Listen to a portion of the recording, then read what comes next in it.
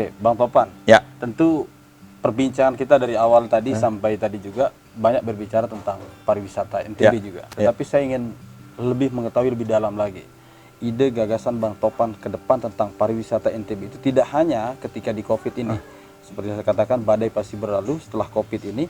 Bagaimana sebenarnya? Karena kita lihat pemerintah Provinsi NTB sekarang lebih mengarah kepada industrialisasi. Ini mungkin anggapan saya, silahkan nanti Bang Topan apakah ini bisa membenarkan atau tidak. Tapi pariwisata kita mulai di nomor 2 kan. Ini seperti apa Bang Topan? Ya, jadi gini. Pariwisata ke depan adalah pariwisata yang sangat erat dengan yang namanya sustainable tourism. Nah, jadi kita berharap nantinya kekuatan yang ada, dan NTB sudah memiliki itu. Sekarang tinggal dengan potensi yang ada diberikan leverage, daya ungkit. Daya ungkitnya itu apa? Adalah bagaimana mengemas potensi destinasi-destinasi yang ada ini benar-benar sesuai dengan standar global terkait new normal itu. Di mana di dalam standar global new normal itu ada elemen sustainable tourism di situ. Ya, oke. Baik. Sekarang kita dari Pulau Lombok dan Pulau Sumbawa. Kekuatan kita sudah ada program desa wisata. Ini maksimalkan karena sudah ada. Saya berangkat daripada program-program yang memang sudah ada di apa namanya yang ada di pemerintah Provinsi Nusa Tenggara Barat saat ini. Ada program 99 desa wisata. Itu pastikan berjalan, itu pastikan dia terdampingi. Sehingga kawan-kawan Pokdarwis, pegiat desa wisata itu tahu apa yang harus dilakukan untuk menjadikan desanya itu sesuai dengan harapan dari masyarakat di sana dengan program desa wisata itu. Maksimalkan desa wisata. Oke, program itu. Yang kedua, kita sudah punya KEK Mandalika. Kita akan menjadi tuan rumah perhelatan dunia sport tourism. Ini jangan setengah hati. Ayo ambil inisiatif ya, karena sebentar lagi nih, tidak lama nih, tahun ini. Jadi ambil inisiatif apa? Ayo, apa yang bisa kita lakukan, kita kerjakan bareng-bareng sebagai putra daerah, sebagai elemen daripada masyarakat di Nusa Tenggara Barat ini. Apa yang bisa kita sumbangkan? Apa yang bisa kita ambil peran? Sehingga nanti dengan datangnya MotoGP ini kita tidak jadi penonton. Jadi pemain, jadi bagian di dalam perhelatan MotoGP 2021 nanti. Ya, jadi yang ketiga adalah berbicara tentang SDM. Ini penting. Kita sudah punya Poltekpar. Ya. Ini saya ceritakan ini apa yang ada nih sekarang nih. Kita sudah punya Poltekpar. Apa yang ada di Poltekpar saat ini, apa yang menjadi tantangan di Poltekpar saat ini segera benahi. Contohnya? Misalnya keterbatasan daripada tenaga pengajar yang sesuai dengan standar akademik yang ada di sana. Bang Topan harus mengajar sebenarnya di sana. Nah, jadi artinya begini, bahwa kawan-kawan di Poltekpar pasti memiliki standar terhadap tenaga pengajar yang ada di sana. Untuk apa? Outputnya adalah agar sesuai dengan SDM-nya, begitu. Nah, ini segera tangani. Artinya sebenarnya Poltekpar ini bisa menjadi jawaban dari penguatan SDM kita di sekarang. Ya, menjadi laboratorium SDM-nya pariwisata di Nusa Tenggara Barat ini. Ya, itu bicara tentang SDM. Keempat, bicara tentang halal tourism ini. Jangan ditinggalkan. Jangan ditinggalkan. Halal tourism ini adalah sebenarnya hal yang menjadi tumbuh dari jati diri kita, bukan hanya sebagai orang NTB, tapi Indonesia. DNA-nya itu adalah halal tourism ini. Karena mayoritas ini adalah beragama Islam. Di mana kita sebagai seorang Muslim di dalam berlibur itu menghendaki layanan halal ya, sesuai dengan apa yang diajarkan oleh agama kita. Jadi kebutuhan akan halal services bagi wisatawan yang hadir, bagi wisatawan yang ingin berlibur, itu memang sudah ada. Sekarang tinggal dimaksimalkan. Kelima, pilihlah destinasi mana saat ini yang ada di Pulau Lombok dan Pulau Sumbawa sebagai sebuah new branding in new normal destination, as a new normal destination. Icon lah. Ya, mana? Jadi tentukan saja. Anggap ada top 3 top 5, top 10 dari New Normal West Nusa Tenggara Tourism Destination.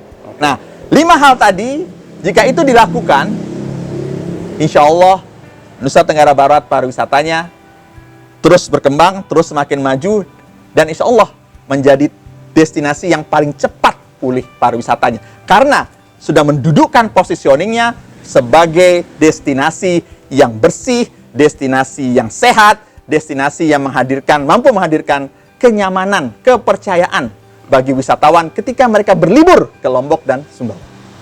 Boleh kasih bocoran, Bang? Kira-kira mana yang paling pas, destinasi wisata mana yang paling pas untuk di branding di era new normal? Pertama, cari tempat yang selama ini boleh dikatakan jauh dari Pantauan. identitas mass tourism. Jadi misalnya pulau-pulau, kan kita punya banyak pulau-pulau. Ya, jadikan itu. Pilih salah satu itu. Jadi remote, daerah-daerah remote yang selama ini, ya. Saya yakin daerah-daerah Pulau Sumbawa, ya, Pulau Moyo seperti itu bisa menjadi salah satu destinasi new normal di situ, ya. Kita bikin seperti itu. Lalu kedua, daerah-daerah yang memang selama ini dia dekat dengan pegunungan misalnya. Oke. Ya, dengan Kenapa harus dekat dengan pegunungan? refresh. Kita bicara kesehatan, ya. Iya. Tinggal dikonsepkan paket-paketnya.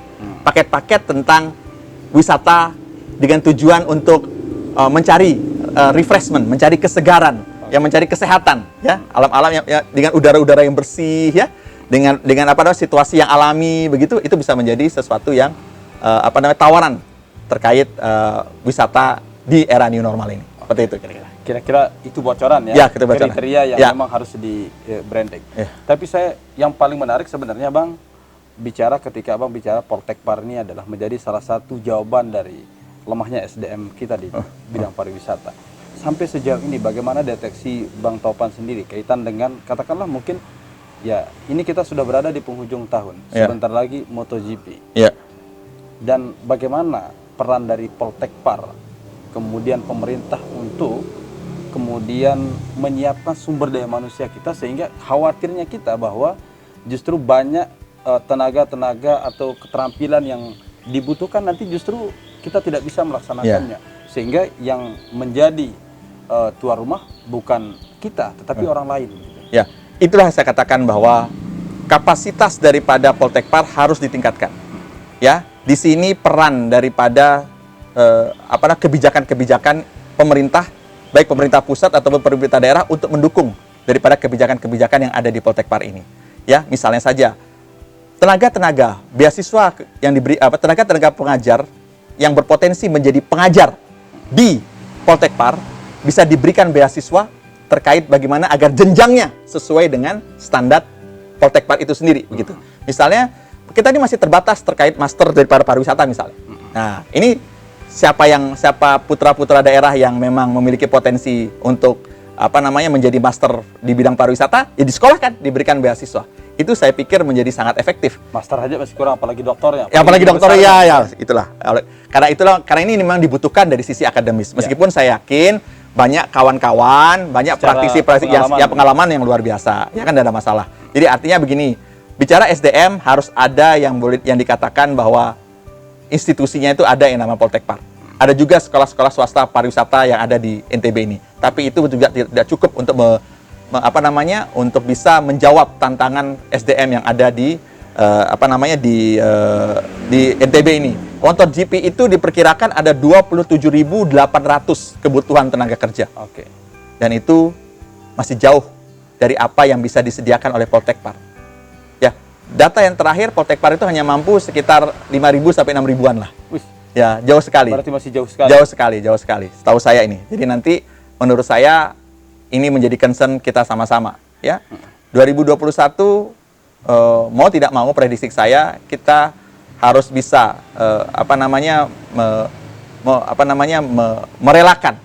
merelakan bahwa SDM kita memang Masih terbatas. Ya. Dan ini adalah tantangan buat kita semuanya. Kira-kira begitu. Apa yang bisa dilakukan oleh pemerintah dalam waktu dekat ini dan cepat untuk mempersiapkan, setidaknya kalaupun tidak bisa mengcover semua sumber daya manusia yang dibutuhkan di acara MotoGP itu, tapi paling tidak 50% dari itu kita bisa cover. Pertama, maksimalkan asosiasi. Semua asosiasi-asosiasi dengan anggota yang ada di bawahnya bergerak sama-sama. Seperti Asita misalnya. Asita, HPI, ya, PHRI, semuanya itu bergerak. Yang kedua, Pokdarwis, jangan setengah hati. Semua Pokdarwis di desa-desa wisata gerakkan.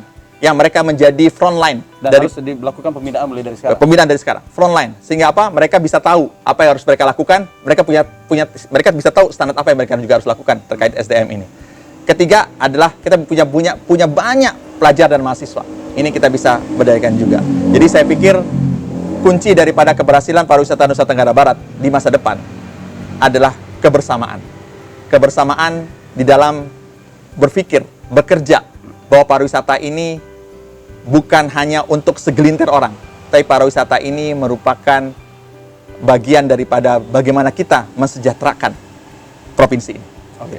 Bang, itu kalau kita bicara di dalam daerah kita sendiri, tentu seperti yang dikatakan tadi, bahwa gelaran MotoGP ini tidak hanya menjadi gelaran daerah sebenarnya, tetapi nasional negara kita. Bagaimana kemudian, apakah perlu bagi Provinsi Nusa Tenggara Barat atau Pemda sendiri bekerja sama dengan, katakanlah, provinsi tetangga kita?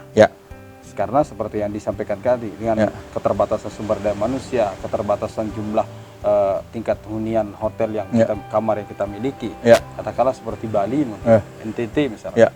Ya, itu betul. Jadi seperti yang saya katakan bahwa momentumnya ini, momentum MotoGP itu adalah momentum kebangkitan pariwisata nasional. Di nasional itu di tetangga kita ada Bali, ada NTT, ada Makassar. Ya, ini semuanya bisa saling bahu membahu di dalam mengambil momen ini menjadi momen bersama. Ya, momen di mana mereka bisa menawarkan apa-apa saja yang menjadi kelebihan daerah masing-masing. Mereka bisa menawarkan apa yang menjadi amenitas daerah masing-masing. Sehingga apa? Hal-hal yang masih belum bisa di-provide oleh Nusa Tenggara Barat bisa disupport oleh mereka. Saya pikir itu. Jadi itu penting. Penting sekali sinergi. Bang, di sesi akhir wawancara kita pada hari ini saya ingin tahu sebenarnya, dari sekian panjang perjalanan Abang di dunia ataupun sektor pariwisata ini, apa keinginan terbesar sampai hari ini yang belum bisa terlaksana? Yang belum bisa terlaksana? Belum bisa terlaksana dan akan dilaksanakan ke depannya. Ya, ini ya ini memang pertanyaan-pertanyaan yang luar biasa ini ya. Kalau bicara tentang apa yang menjadi harapan yang belum terlaksana, ya saya merasa bahwa apa yang selama ini kami lakukan itu masih belum bisa memberikan manfaat, ya artinya memberikan manfaat secara besar kepada seluruh masyarakat. Tapi paling tidak kami tidak putus asa untuk itu, ya. Oleh karena itu saya punya mimpi suatu saat nanti pariwisata ini benar-benar menjadi apa ya namanya? Menjadi jawaban, solusi dari bagaimana negeri ini bisa dipersatukan. Ya. Kita tahu kondisi negara ini seringkali sangat sensitif terhadap perpecahan. Nah, dengan pariwisata ini kita bisa satukan semua elemen bangsa, bahwa dengan berwisata kita bisa mengenal siapa saudara-saudara kita di seluruh Indonesia secara gembira. Secara gembira, ya, itu satu. Yang kedua, pariwisata ini adalah kunci dari bagaimana kita, baik sebagai pribadi, ya, sebagai pribadi ataupun sebagai warga negara Indonesia, untuk menunjukkan sumbangsih kita dengan apa yang kita punya. Ya. Apa wujudnya? Adalah kita dengan cara berpikir kita. Kita tahu benar cara untuk bisa menghargai alam. Cara untuk kita bisa menghargai mahakarya Tuhan ini. Sehingga kita bukan lagi berpikir untuk merusak, tetapi justru melestarikan alam ini. Ya. Jadi benar-benar tumbuh, tidak ada lagi secara sendiri. Tidak ada lagi tempat-tempat yang tercemar, tidak ada lagi tempat-tempat yang memang punya potensi kemudian rusak gara-gara kelalaian kita semua. Yang ketiga adalah di momen ini saya ingin menyampaikan bahwa data mengatakan saat ini ada 13 juta para pekerja pariwisata yang saat ini sudah menganggur. Ada 50 juta yang berpotensi untuk menjadi orang miskin di sektor level pariwisata, di level menengah, ekonomi menengah. Jadi bisa dibayangkan bagaimana kondisi daripada negara ini. Oleh karena itu, saya berharap di momen ini kita sama-sama, mudah-mudahan didengarkan sampai sama siapapun yang mendengarkan ini, acara ini, jangan biarkan di 13 juta, 50 juta tadi, ya, menjadi singa-singa lapar yang nantinya tidak bisa berpikir. Karena apa? Pilihannya ada dua. Saya bisa hidup atau saya mati. Oke. Negara harus hadir melawan itu dengan dua rumus. Oke. SOS and HOT. SOS itu apa? Solidarity on survival. Kebersamaan di dalam kita bertahan hidup. Oke. Dua, HOT. HOT itu healing on tourism. Ketika kita sudah kuat di SOS, baru kita bicara tentang healingnya. Bagaimana pemulihannya. Oke. Ya, pastikan itu kita dilaksanakan, dan insya Allah 13 juta yang kelaparan, 50 juta yang sedang berada dalam batas krisis untuk menuju menjadi orang miskin itu, insya Allah kita bisa untuk menekannya, mencegahnya, dan membawa kemakmuran bagi Indonesia. Oke. Artinya itu mimpi-mimpi yang Ya. ke depan ingin dicapai oleh Bang Topan. Bang, dari sekian panjang perjalanan Abang, perjuangan tentu jatuh bangun sudah dirasakan. Ya. Kita ingin tahu apa sebenarnya spirit ataupun quote dalam hidup Abang itu sehingga mampu menapaki puncak, ya katakanlah kalaupun saat ini belum dikatakan puncak, tapi karir sampai saat ini. Oke. Jadi saya di dalam setiap bergerak, saya pastikan hati saya. Jadi hati saya ini saya pastikan bahwa tujuannya itu harus untuk kebaikan. Oke. Tujuannya itu saya pastikan memang untuk melakukan apa yang diperintahkan Allah, Tuhan Yang Maha Kuasa. Karena ketika kita berjalan dalam koridor itu, Allah akan membantu kita, memudahkan kita. Oke. Jadi kompasnya adalah menebar kebaikan. Kompasnya adalah ketika kita yakinkan diri kita tetap berada di jalan yang diperintahkan oleh Allah Subhanahu wa taala. Dan itu sangat membuat saya, menjaga saya dari hal-hal yang seringkali saya tidak bayangkan. Menggiurkan. Begitu. Menggiurkan. Nah, begitu. Kira-kira begitu. Kata kuncinya itu. Kata kuncinya itu.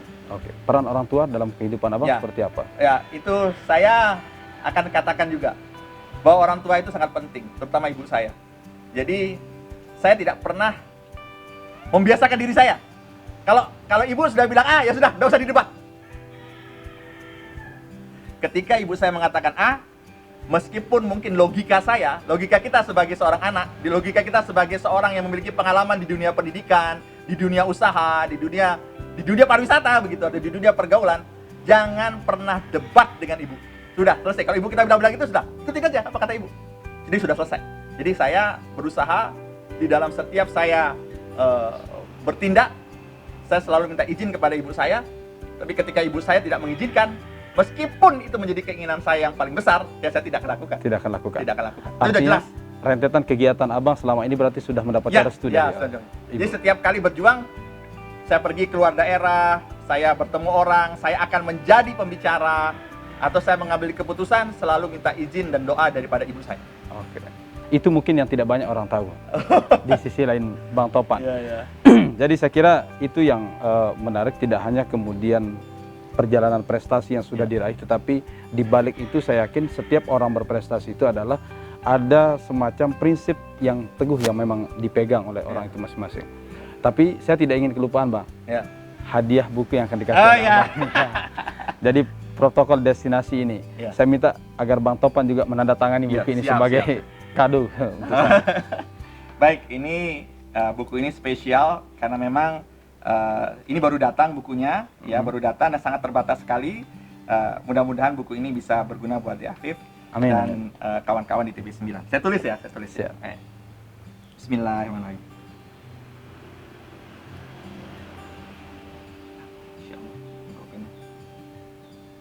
Ya, angkat ya.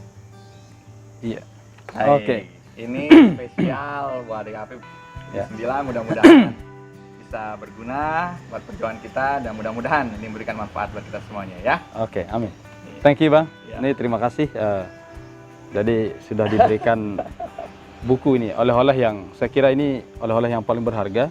Teman-teman kalau yang terutama bagi para pelaku pariwisata, teman-teman Pokdarwis di desa-desa wisata, buku ini penting sebagai salah satu cara bagi kita untuk meningkatkan kualitas sumber daya manusia kita. Bagaimana seharusnya kita menjalani protokol destinasi di saat COVID-19 seperti saat ini.